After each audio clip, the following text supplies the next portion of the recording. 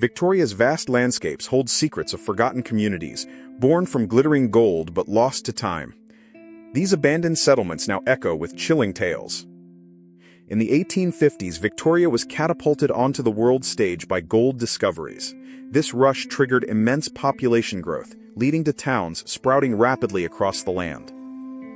Within a single decade, Victoria's gold extraction was so immense it could pay off all of Britain's debts, demonstrating the sheer scale of wealth unearthed during this boom. The gold discovery transformed fortunes and fueled a massive population surge.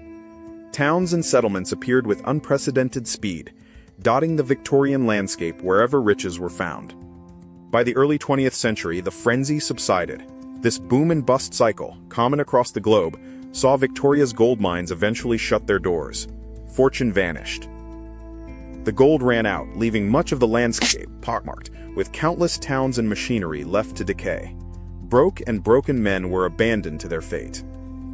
While some settlements like Ballarat and Bendigo flourished, others were razed from the map or slipped through the cracks. These deserted places became Victoria's haunting ghost towns. Steiglitz, once a bustling gold mining hub, housed 1,500 residents at its peak. It exemplifies the boom-and-bust pattern, with only a select few historic buildings remaining today. As the gold fever cooled, Steiglitz saw its population dwindle rapidly.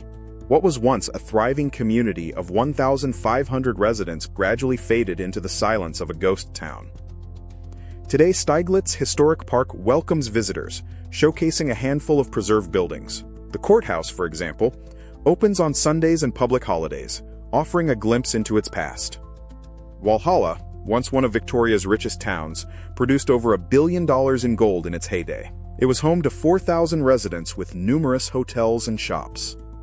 However, by the time the railway arrived in 1910, Walhalla's glory days were largely past. The town's prosperity waned as its rich gold deposits became depleted.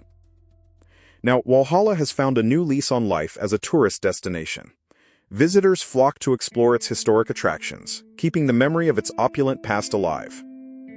Victorian ghost towns often feature the ruins of historic hotels, imposing bluestone jails and abandoned asylums, places where tragedy and despair left an indelible mark.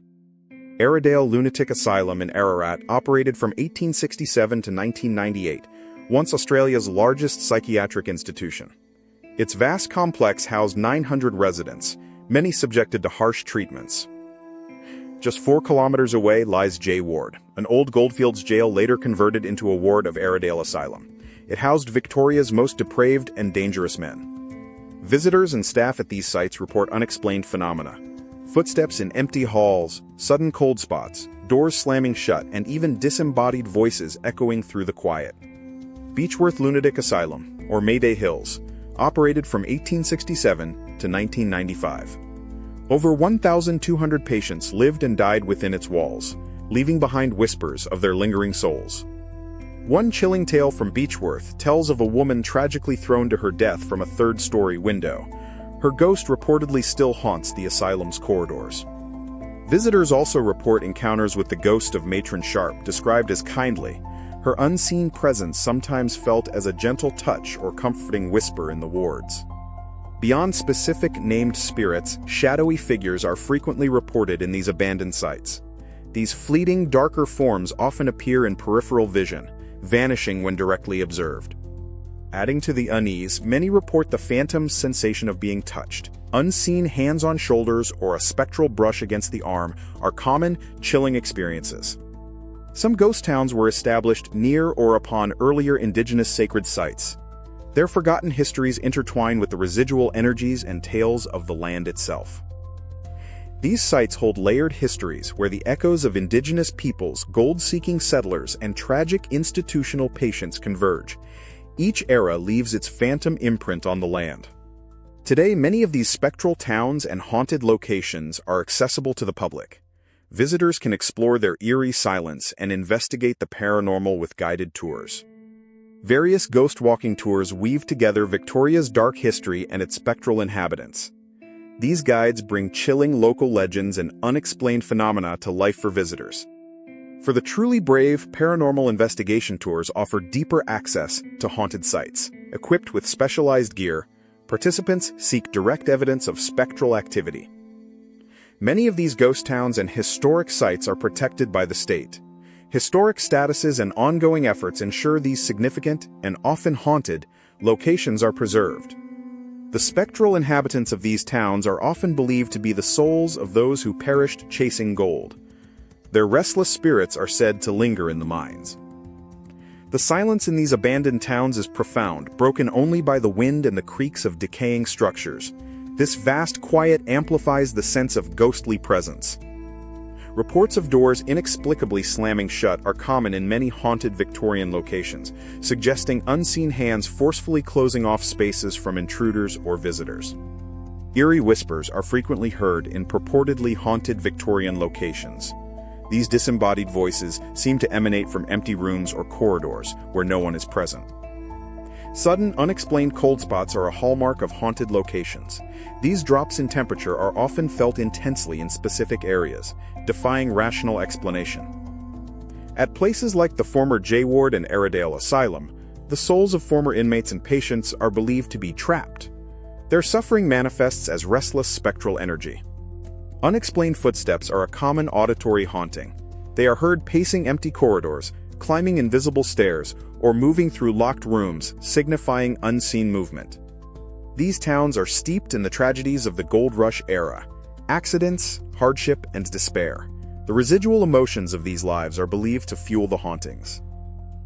The intense ambition and desperation of those seeking fortune have left an indelible mark.